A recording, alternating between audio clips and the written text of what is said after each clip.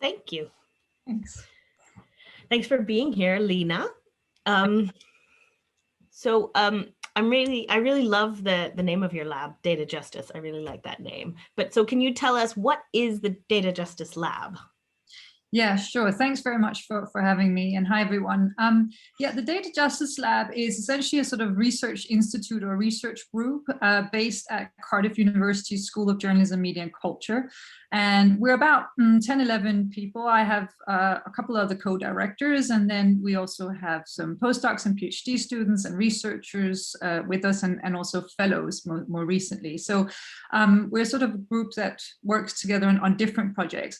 But we set it up back in, well, initially in 2016, but we formally launched in 2017. And it was really off the back of, initially, I came to the topic around data and the politics of data through looking at digital surveillance.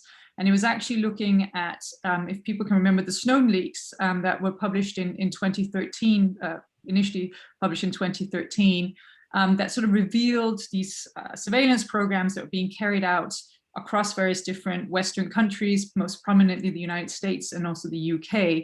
And essentially what they illustrated was that these surveillance programs were dependent on the emerging sort of trend of collecting data through the use of our digital technologies, collecting and analyzing data. So this was really big data surveillance, if you like, that the Snowden leaks really revealed. And we found that we sort of did some research around various different responses to digital surveillance and how people, different actors, both policymakers, but also civil society and the public, their attitudes towards this. And one issue that we found is that the kind of framing of the issue around data was very much one of sort of increased security on the one hand. This was to do with surveillance and so forth, and then concerns around individual privacy on the other, that it was a sort of trade-off. That was often the way it was framed in the media and elsewhere. And we felt that actually what's at stake here is that's probably too limited a framing in thinking about this, because although the Snowden leaks were focused on the intelligence agencies and security, actually this idea or this logic of collecting data about people and using that to inform governance in the case of intelligence, but also governance more broadly, or decision making in different fields that actually have a real impact on people's lives.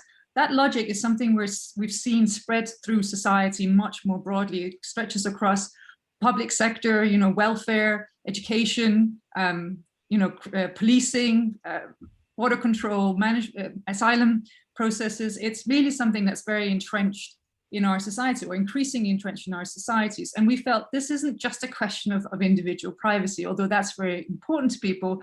It's actually, perhaps we need to think of this more broadly. And I think there's been lots of research emerged to show that actually this is to do with questions of democracy and the democratic process, issues around transparency in decision making once we start relying on these technologies, but also that it's to do with inequality, because oftentimes this data is actually very contingent on existing inequalities in our society in terms of what data is collected, who's represented in that data, who isn't represented. And if that's going to be used to inform decision making, then those inequalities are very important to think about. But also more generally, you might think, what does it mean if we start being recognized through our data? And that comes to be the thing that counts in terms of how we're treated in society. Then we might think of that as being a question of recognition, and how much ownership then do we have over how we're recognized and our own identities and who we are and our lived experiences, do they matter in that kind of datafied society? So essentially all of these questions we felt were much bigger and really tapped into social justice questions and long-standing questions about how we want society to be organized, inequalities in society, questions of fairness, etc. So really the Data Justice Lab was sort of informed by these concerns and wanting to study that in more detail. It's fantastic. And I think even just, by just using that kind of a term and opening up that conversation, it moves us past, that kind of is everything that we're concerned about privacy kind of conversation. So yeah. I really appreciated it. So in terms of the research, can you talk to me about some of your empirical findings? Because I guess one of the things that characterizes this set of problems that we would call kind of data justice problems is how difficult sometimes it is to find out about it. So what have you learned? Yeah, no, it's one key challenge in this is how do you study the Datafied Society? And that's, I think, a challenge for academics, but also, I work in a journalism school, and for journalists as well, it's been a challenge to know how to report on these developments, because they're often quite obscure and often also seen as non-political developments, so therefore don't really get the kind of scrutiny that we might have if for example, they were seen as policy interventions or some such. But the kinds of areas we've looked at have been what we might consider sort of contentious areas in society, where we think that this has a real impact on people's ability to participate in society. So that's been, for example, in public services, and particularly looking at welfare and also in policing, where we've seen the increasing reliance on various different data-driven systems, is how we refer to them, that in some cases involve also predictive analytics. So what we're seeing, for example, in public services is a kind of drive to try and aggregate various different data sources that a council or local authority might have, or to buy data in from data brokers, including sort of credit rating agencies like Experian, for example, but also other data brokers, and then to sort of aggregate that data into sort of what they describe as a data warehouse. And then on top of that, then to develop algorithms that might make certain predictions about people's needs or risks. And so, for example, we see that in something like child welfare quite a lot, where there's increasingly sort of use of risk assessment tools that try and predict the likelihood that a child might be at risk of exploitation or other kind of harm. But we also see it in policing, where it might be used to sort of map neighborhoods where crime might happen, or to also actually sort of rank individuals, often existing offenders, in terms of how likely they are to reoffend. And I think that's one area we looked at in public sector, but the other one has been in law enforcement policing more broadly, and then in border control and migration management, where we're also seeing the use of different type of technology, where it becomes more things like recognition technologies. So facial recognition and voice recognition has been used in those areas that we've looked at. And that's been used, for example, to try and assess the risk of somebody. So how likely are they to pose a risk to society, often linked to some form of criminality. That's what we see used in those areas. And then finally, I've looked at the workplace as well. And there we see the use of these technologies for things like assessing applicants in a hiring process, where increasingly there is, and that's something that's accelerated during the pandemic, of course, where workplaces are more and more using algorithmic management tools of different kinds. I've looked at then in hiring, where they use different tools to try and assess sort of cognitive skills or personality profiling, based on aggregating various different data sources, from social media to games, online games, or even also facial recognition kind of technology. So those are kind of trends we're seeing in these different areas. Yeah, I can talk about some of the sort of issues around that later, but yeah, those are the sort of developments we're seeing. Wow. And so I guess one group of people might say, and I meet them sometimes, well, high tech is positive. So why is there a problem with justice with any of this? Isn't it just doing the same job but better? Yeah, so I think there's been an assumption that this is sort of a non-political development, in the sense that it's about collecting more information and processing that information faster. So really, it's just about increasing efficiency. And that's often the premise upon which these technologies are being used. But I think there are two different aspects, I think, to think about in terms of the political nature of this growing reliance on data-driven systems in these kind of contentious areas. And the first one is about the sort of values embedded within these technologies. So, we might say, there's this kind of saying, technology is neither good nor bad, but nor is it neutral, right? That's a kind of saying often in that it will shape decision-making in certain ways. So I think one thing that's really important to remember is that these predictions that are based on data are based on group traits. So very much these systems are based on this notion that there is a relationship between an individual and the data about them. And on that basis, you can make predictions about what they might do in the future. And those predictions are based on what people like you tend to do. So it's about group traits in that sense. So for example, in the child welfare case, the way that that risk is assessed is how do the behaviors and characteristics of a child match previous victims of child exploitation, for example, and then they're given a percentage score about how much they match previous victims. So that's how that understanding of people is carried out. Now, what we found is that, when we talk to sort of civil society organizations about this, one worry they have is about the stigmatization of this. In some sense, it can come across as sort of extreme stereotyping, because it means that the same people will often be assessed as being risky, potential criminals, potential victims of various things, and therefore require intervention. So some people have concern about it for that reason.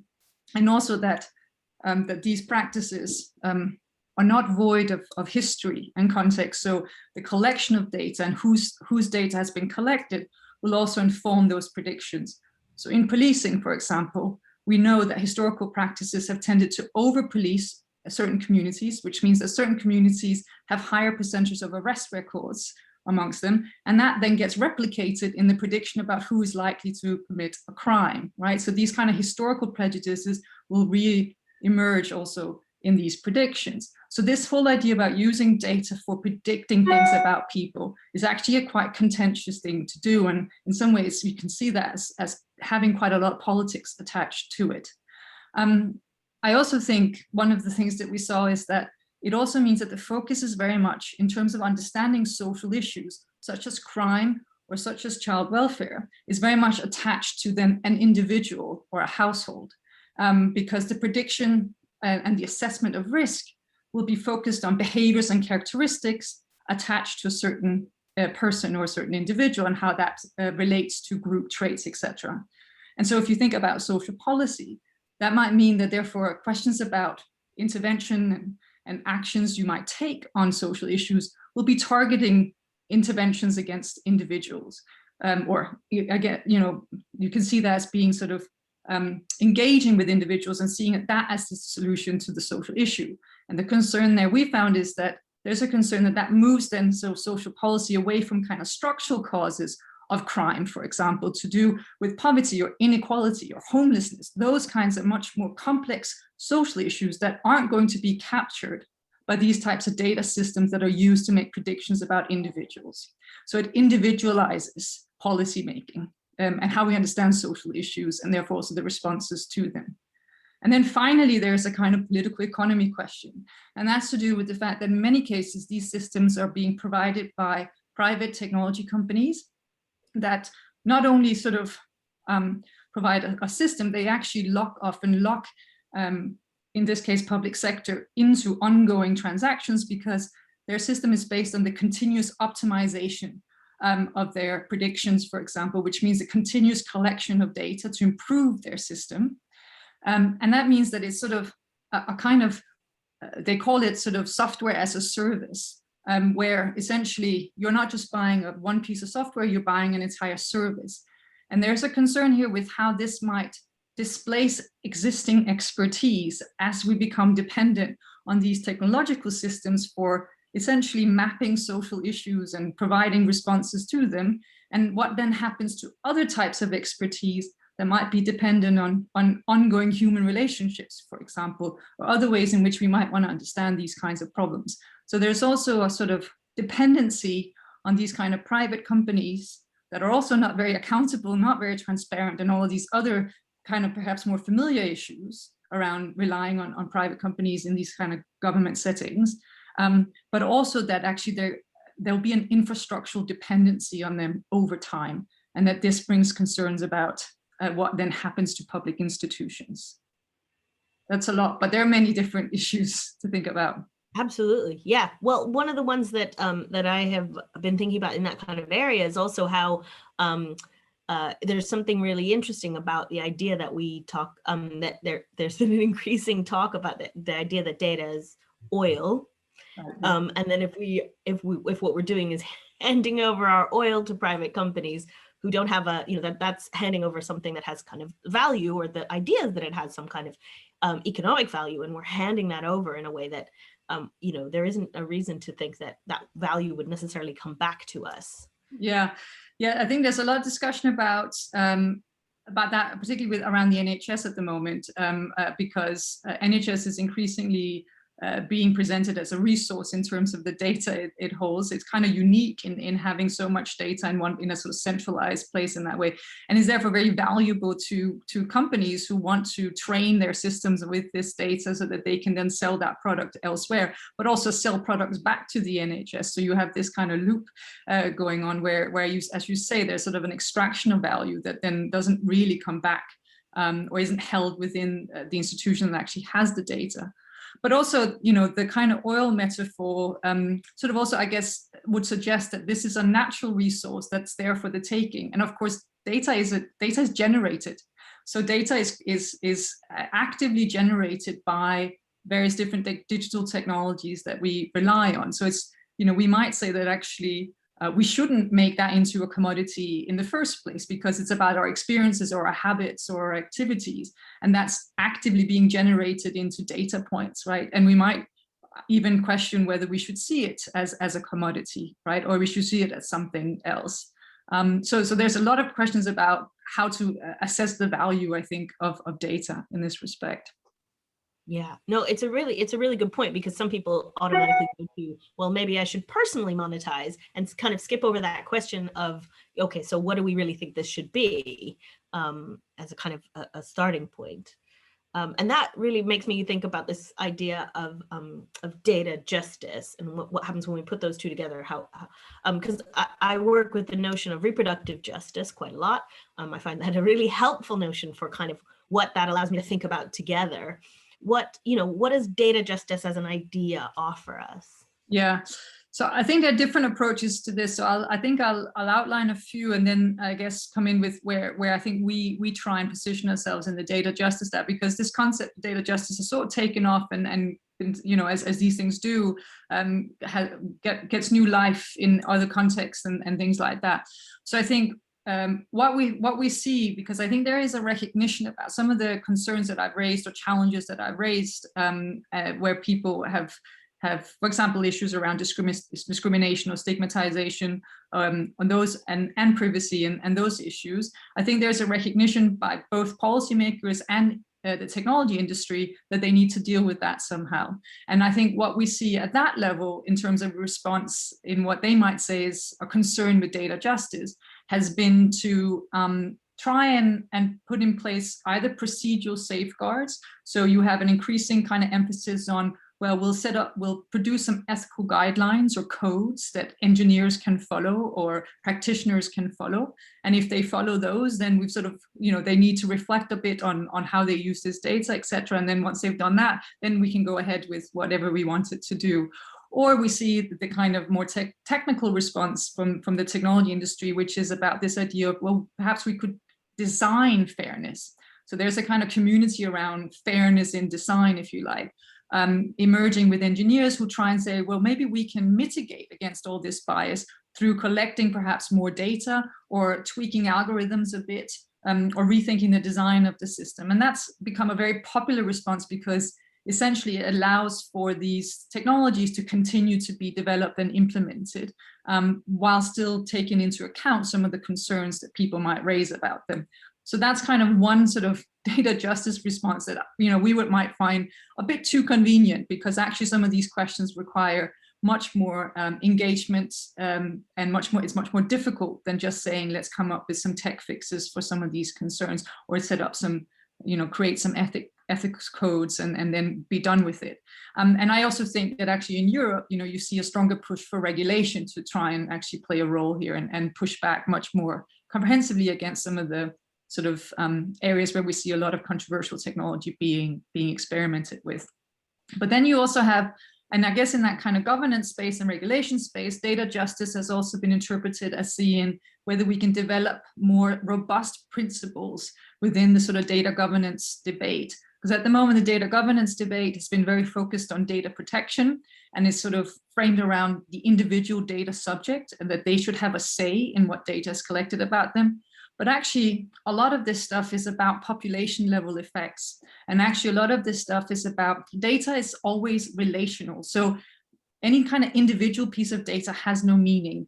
Data has value because of the aggregated form, in its aggregated form, and because you can extract insights from it, because you can make assessments about how some pieces, how data about some groups relate to data about other groups. And that's where value is. So it isn't actually about an individual person's data or data about an individual, which is also where this idea around monetizing your own data sort of doesn't kind of, that's not how data works or how it's useful.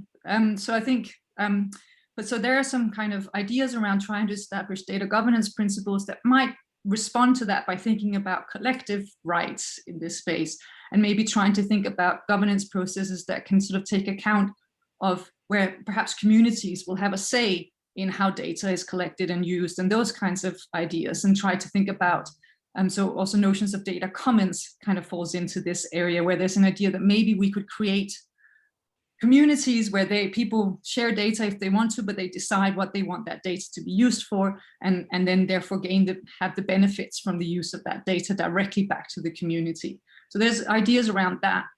And then I think finally, I guess where we, I guess, position ourselves a little bit more is to try and think about it more in relation to existing social justice agendas.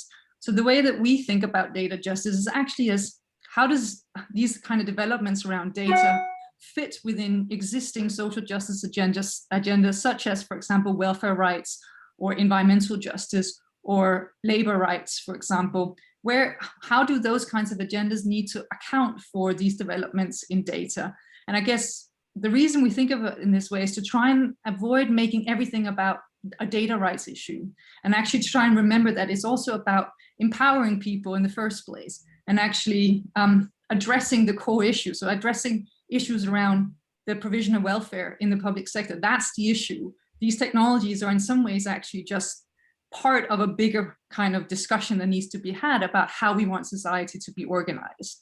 And in that sense, it sort of feeds into also discussions that have emerged from the United States in particular, that have tried to speak about data justice in terms of sort of in abolitionist terms, where they might say, well, what the question might be is whether we should actually have these technologies in the first place. Should we be investing in those technologies to solve the problems that they say they solve? So in particular, in something like policing, does it make sense to invest all these resources into these kind of surveillance technologies like facial recognition, etc., to solve crime? Or actually, does solving crime mean investing in communities, in education, in housing, in employment opportunities? And actually, that is a divestment of resources. And perhaps that's what we need to be talking about, which actually means that data justice doesn't have to be about data. It's actually about these broader structural questions. Yeah. So that's a really different vision, and quite, yeah, something that takes us to really different places in terms of what we would want, right? What would be the policy changes with that kind of view of data, as opposed to, yeah, like a voluntary ethics guidelines. Yeah. So then, where do we go from in terms of policy or legal changes from that perspective? Yeah, I agree. It's a much bigger question because it forces us to ask what kind of society do we want, and then what's the role of technology in that society. So that is kind of that way around in asking the question. But I think in terms of sort of policy questions, I think in part it's what we're trying to do also with the Data Justice Lab is at the moment, this discussion around data and technology is very much dominated by, and now I speak from mainly we work with sort of civil society groups and how they sort of engage with policy, but it's very dominated by the digital rights community, for example, that have been in this space for a long time. And sometimes that can be an issue because, other parts of civil society, so perhaps people who have more experience with these longer standing social justice issues around discrimination and inequality and so forth, actually have not have yet to engage with this discussion and need to be part of this discussion. So in the first instance, it's kind of shifting the decision-making table a little bit, or who gets to be part of the policy-making table around technology, that it isn't just confined to a question of sort of digital rights and technology, but actually is situated in this kind of longer standing questions around social justice. But I also think some of these kinds of questions that take the data governance debate and makes it about the institutions and structures we have in place to ensure that people have a say. So for example, in the workplace, and because this is one area that I look at. So for example, speaking with unions and trade unions, the issue, it's about shifting the discussion away from, at the moment, they're very focused on trying to sort of establish some data rights within the workplace. So some workers should have some say about the data that's collected about them in the workplace and how that's used, especially if it's used to assess their performance, etc., and or for disciplining or evaluating them in some way. But actually what we need sort of beneath that are proper institutional structures that allow workers to have a say in how their workplace is run in the first place, which means perhaps you might need to think about the kind of laws we have in place around trade union activism and things like that. And that has to be part of the discussion too, so that it doesn't just become this siloed issue around the specific technology, because that's going to change all the time. And these things around data use is going to change all the time. So you need to empower workers in the first place in a much more fundamental way if you actually want to deal with some of these questions around how data is used. Yeah, so that's, again, yeah, very different conversation than click here to say yes, or click here to say no. Yeah. For me, that's very exciting. But but I guess because that's those are the things that I think are the really motivating issues, at least for somebody like me, who kind of cares about what society I'm living in and where we're going. But one of the big things that's happening at the moment is obviously lots to do with the pandemic, and the pandemic making things more digital in different ways, and making all kinds of changes. Where do you see questions of data justice under the coronavirus pandemic? Yeah, I think it's kind of more relevant than ever in some respects, because what we've seen is, I have sort of think it's interesting that we saw at the beginning of the sort of pandemic was the reemergence of the state as a sort of key actor in a way that perhaps we haven't seen for a very long time, particularly in the UK, that, state intervention in the economy and so forth in kind of, and speaking about strategic planning, which I think for some sort of reignited discussions around the welfare state and what the welfare state is, and the reemergence of the welfare state as a thing, which has sort of been kind of out of fashion for some time, but very much in conjunction with big tech.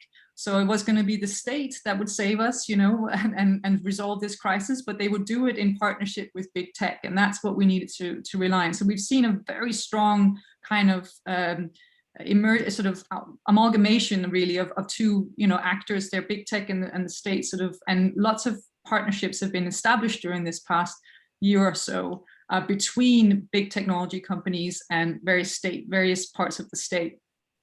In different areas, including in health, right, where we've seen now companies like Palantir, which is a relative, quite sort of controversial company led by someone called Peter Thiel, which came out of sort of, a security company backed by CIA funding initially, but has had an incredibly problematic role in the United States around the enforcement of immigration controls and so forth, being now in partnership with the NHS to create a sort of what they describe as sort of a data superstore as the sort of backbone of the NHS. So we see these kinds of partnership now being accelerated over the past year or so. And then also, of course, I think because in a health crisis, and often this is and you can understand why, this idea of collecting data becomes a sort of common sense response. So we also see the normalization of this happening very much.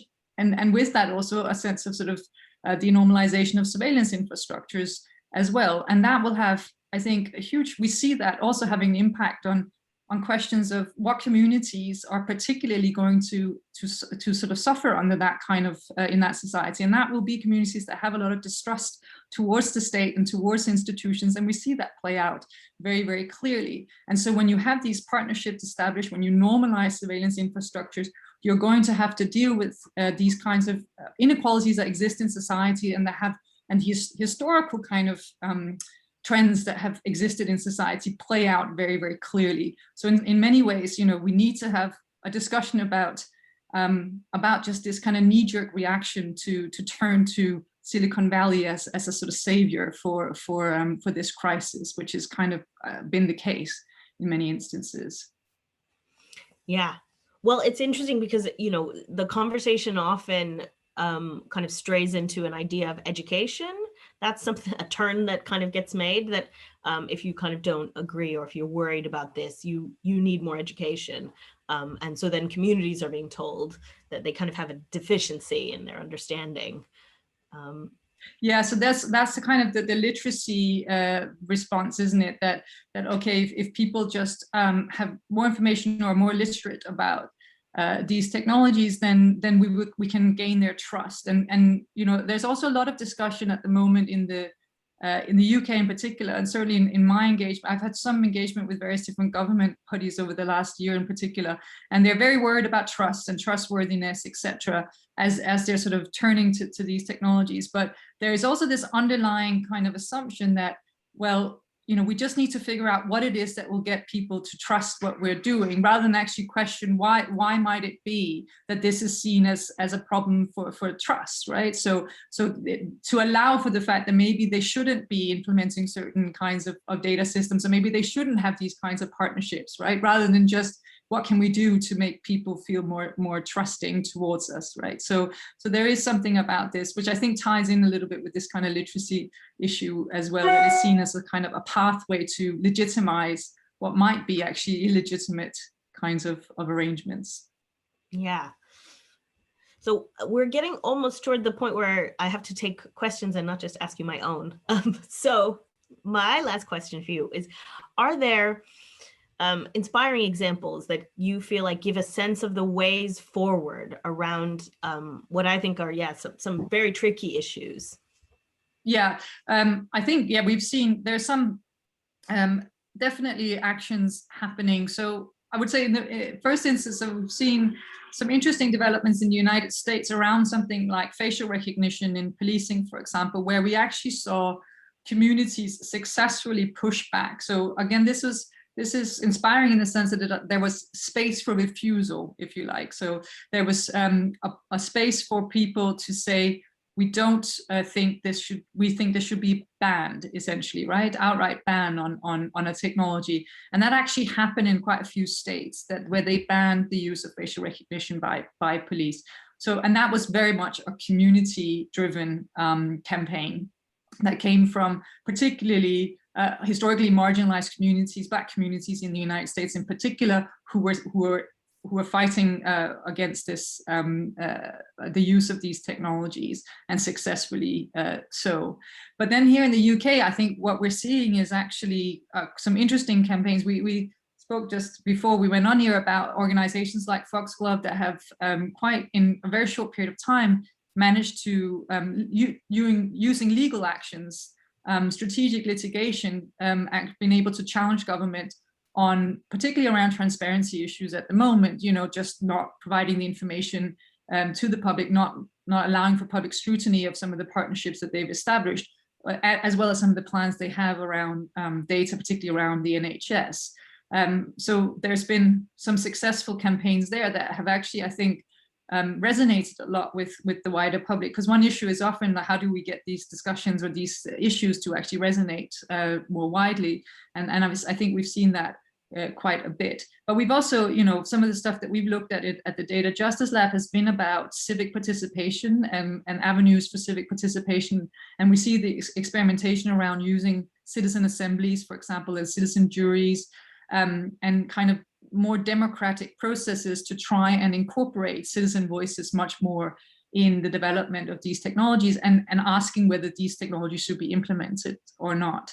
And I think that type of consultation is really what's needed. Because at the moment, it's very much a one-sided thing that's happening where, you know, very powerful actors are sort of shaping the society we're living in through the deployment of these technologies. And that really is what's happening in these areas we're looking at. It's a kind of shift in practices. It's a shift in decision making. It's a shift in how we understand society and social issues, and therefore how we want to respond to them. So it's a significant thing that's happening. And at the moment, it's done without much public debate or scrutiny, and certainly very little involvement of the citizen voices. Yeah, you know, I think the different examples, when you think of them together, are so kind of useful that, you know, if you think about this health question in the context of knowing what's going on around so-called boss tech, you know, where people are, where we're talking about really differences in power in the relationship, and how that actually, you can see that there are some real power imbalances, and that this push approach doesn't acknowledge that that we have different power to resist it on our own. Absolutely. Yeah. There are some questions. I will read one out, and you see what you think and how you respond. Joanna says, I'm really enjoying the conversation so far. I'm interested in the fact that artificial intelligence and machine learning techniques are developed by physicists and yet have political ramifications. What role do physicists have in recognizing and tackling the problems that their work is generating? Yeah, I think actually, I mean, in some ways, I can't speak on behalf of physicists or engineers or data scientists. They're also sometimes called, in terms of how they perceive their own role. But I think, as I mentioned, I think there has been a response from the engineering community to this. So there's been a recognition that there are political ramifications for many of the technologies, but I think it's still a minority that perhaps engage with these questions in a comprehensive way. And in part, I think we also have to recognize that they work in certain contexts where perhaps there isn't much opportunity to question what technologies are being developed and for what purpose. But also, to give some inspiring examples, we have actually seen technologists themselves push back on certain developments. So even within sort of big technology companies. So in Google, for example, actually the tech workers at Google pushed to stop certain type of technologies to, I think it was facial recognition technology, but some form of surveillance technology to be developed because it was going to be used by police. We've also seen some questions within Palantir by some of the people working there about their role in the United States in ICE, in the Immigration Customs. Can't remember what it stands for now, but yeah, the enforcement, Immigration and Customs Enforcement body. And so you do see technologists and computer scientists and engineers and people working on these technologies, including artificial intelligence and machine learning. We have seen signs of questions about wanting to know more about the social impact of the technologies being developed in whatever organization they're working for. But I'll also say that academia plays a role, right? As many of these technologies are also developed within academia, and there's also a question there about a drive towards funding is driven by impact, and this idea of very much encourages relationship with industry or other partners. So there's also some systemic issues at hand that encourage certain types of technologies from being developed, and perhaps without asking many questions about social impact. Mm-hmm. Well, and in your answer there, I kind of hear a kind of maybe a need for what you might call cross-disciplinary or interdisciplinary conversations about, you know, because maybe we're not all equally well placed to try to think about social and political implications, just because, you know, some of us have spent decades already trying to think about that kind of stuff. I think that's, I mean, so some of the criticism against the sort of fairness in design kind of efforts, for example, has been, is it really appropriate for computer scientists to decide what's fair, right? Or how, on what basis are they going to do that? And this idea of computational fairness, what would that mean, and how is that decided, fair for whom, etc. And I think the best actually that we can ask for is that they make transparent how they've thought about it, right? And then, you know, rather than actually just saying that now we've created fairness in this technology. So that has definitely definitely been a criticism. One issue is that I definitely think, yes, there's a lot of need for much more interdisciplinary or cross-disciplinary dialogue between technologists and social scientists, and even I think philosophers also, and so forth. The issue, of course, in many of these cases is that, I mean, I know this because we at the Data Justice Lab, we get approached by technologists or computer scientists who want to have us on board, but often to basically legitimize what they're doing. So often our role feels quite token, and we're brought in as a sort of afterthought, or we're brought in to sort of perhaps have some reflections, but not really to question anything bigger than that, right? So I think there is an issue with that sometimes. Yeah, absolutely. Okay, the next question here from Emma. Would you say that it is because the vast majority of people don't necessarily understand data and what it actually means that people don't recognize the importance behind data justice? What do you think?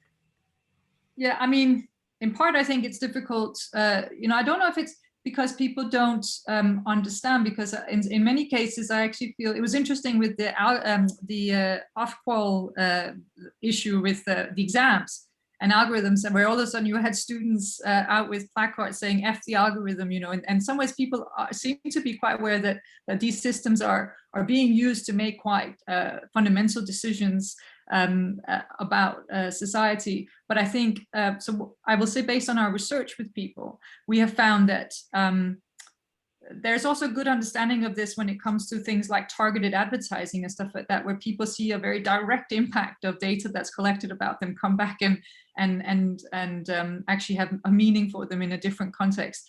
And so therefore can see that, oh, clearly this is being analyzed and used, etc.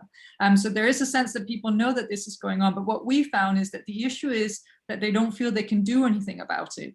And this has become a real problem. So I write about it in terms of sort of surveillance realism, this idea that there is no other answer to all these things. We have to develop these technologies because that's the only way we can sort of solve social issues.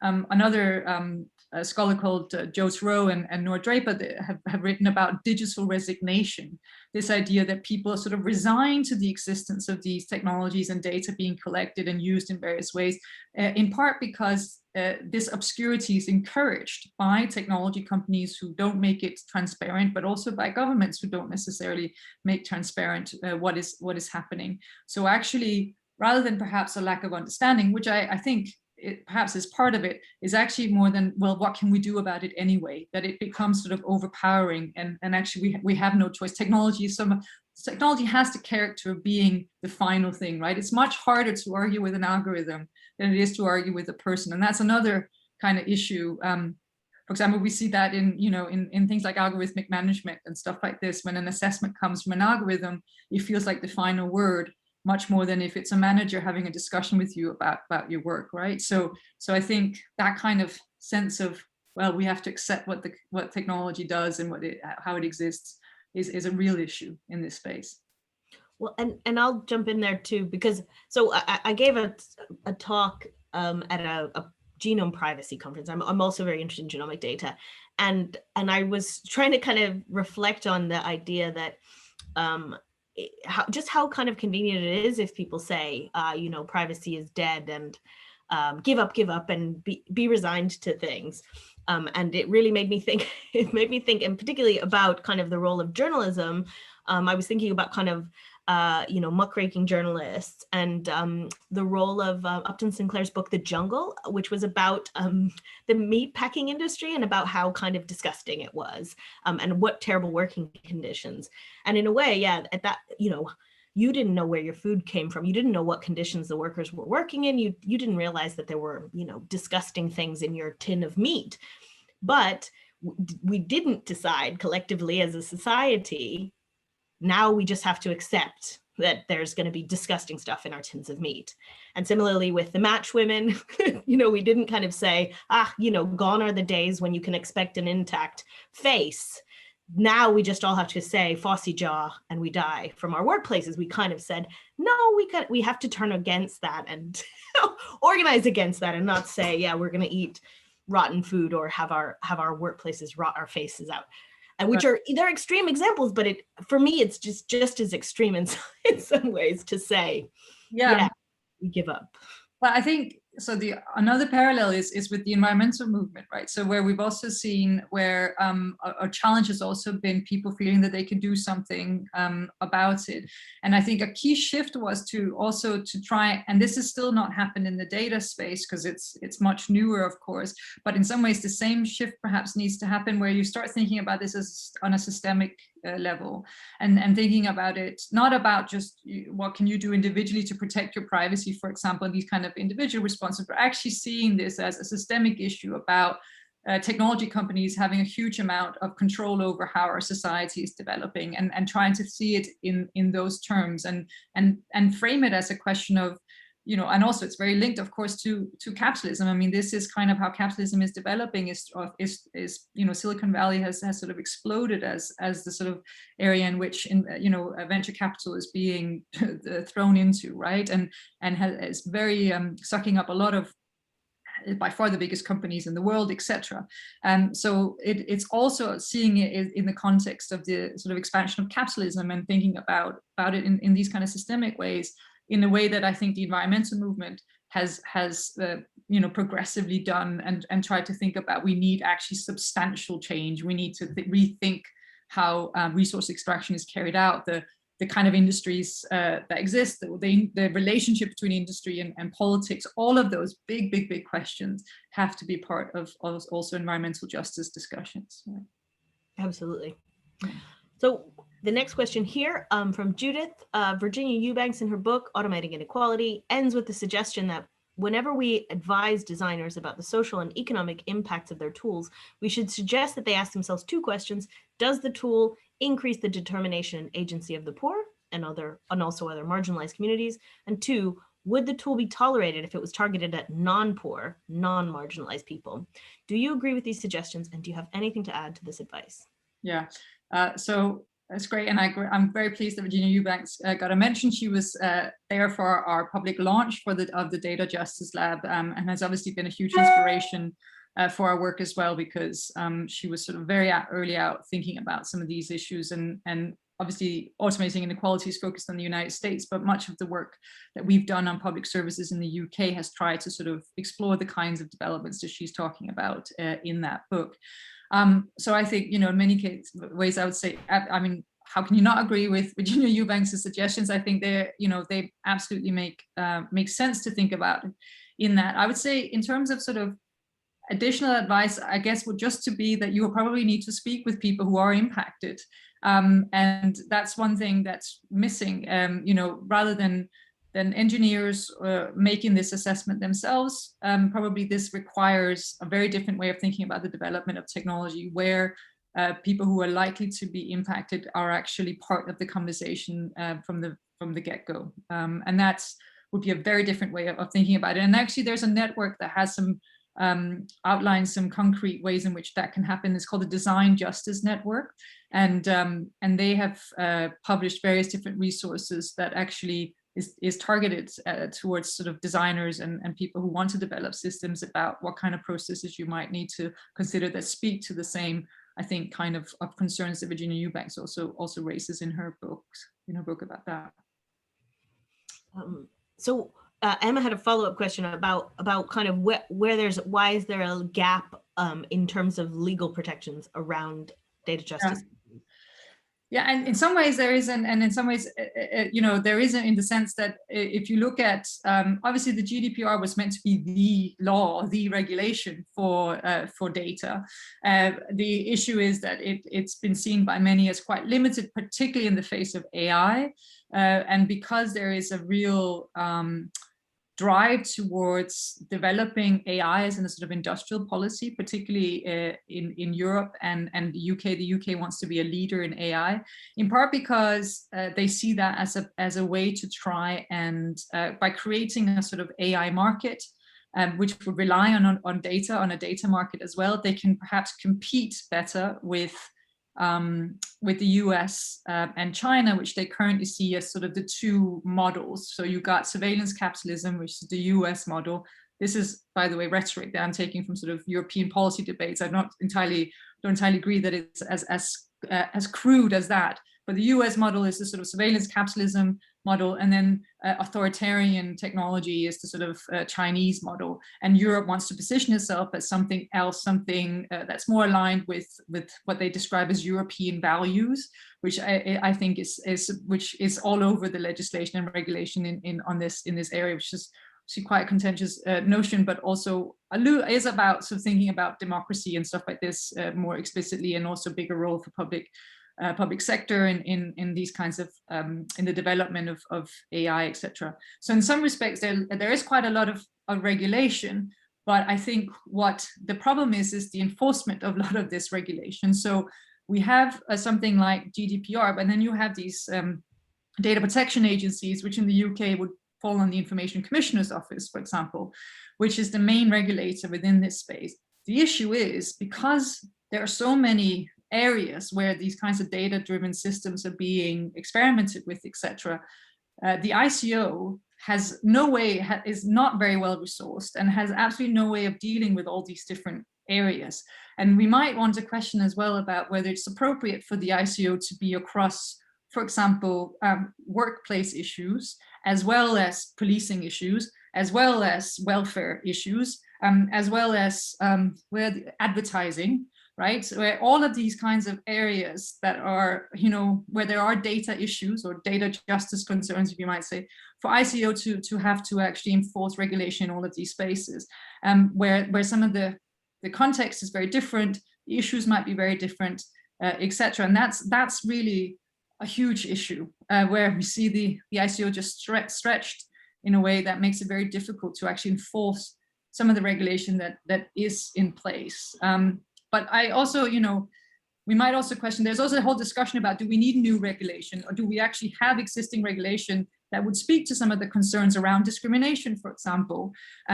There's this idea that somehow is algorithmic discrimination or bias, etc., is that a new form of discrimination? Do we need new laws?